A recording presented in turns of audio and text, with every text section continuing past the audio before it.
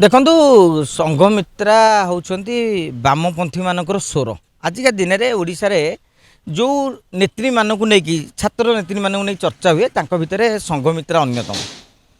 ତାଙ୍କର କ୍ଷମତା ଲୋଭ ନାହିଁ, କିଛି ହଉ ନ ହଉ ଗୋଟେ ବିଚାରଧାରାକୁ ଆଗକୁ ବଢ଼ିବା ପାଇଁ ସେ ସଂକଳ୍ପ ନେଇଛନ୍ତି। ସେ ବିଚାରଧାରା ସହିତ ମୁଁ ଏକମତ ହୋଇପାରେ କି ଆପଣ ଏକମତ ହୋଇପାରନ୍ତି ନ ହୋଇପାରନ୍ତି ସେଇଟା ଅଲଗା କଥା। ସମସ୍ତ ବ୍ୟକ୍ତିର ଗୋଟେ ବିଚାରଧାରା ଅଛି, ସେ ବିଚାରଧାରାକୁ ନେଇକି ସଂଘମିତ୍ରା ଆଗକୁ ବଢ଼ିଛନ୍ତି।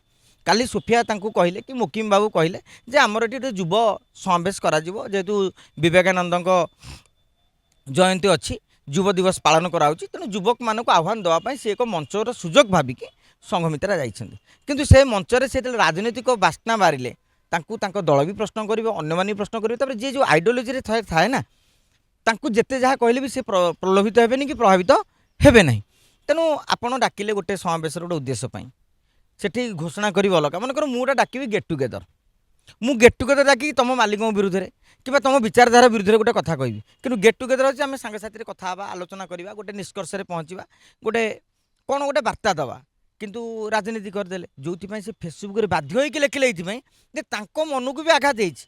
ତେଣୁ ହିସାବ କରନ୍ତୁ, ଆପଣଙ୍କ ମୁକିମ ବାବୁଙ୍କର ମଞ୍ଚରେ ଥିବା ନେତ୍ରୀ ଯେତେବେଳେ ଆପଣଙ୍କର ବିଚାରଧାରାକୁ, ଆପଣଙ୍କର ଚିନ୍ତାଧାରାକୁ ପ୍ରଶଂସା କରୁନାହାନ୍ତି, ତାକୁ ନିନ୍ଦା କରୁଛନ୍ତି, ସାମାଜିକ ଗଣମାଧ୍ୟମରେ ପ୍ରତିବାଦ କରୁଛନ୍ତି, ଏଥିରୁ ଜାଣୁଥିବେ ମୁକିମଙ୍କ ସମାବେଶ ହିଟ୍ ହେଇଛି ନା ଫ୍ଲପ୍। ଆଉ ରହିଲା ଆଞ୍ଚଳିକ ଦଳ ଗଠନ।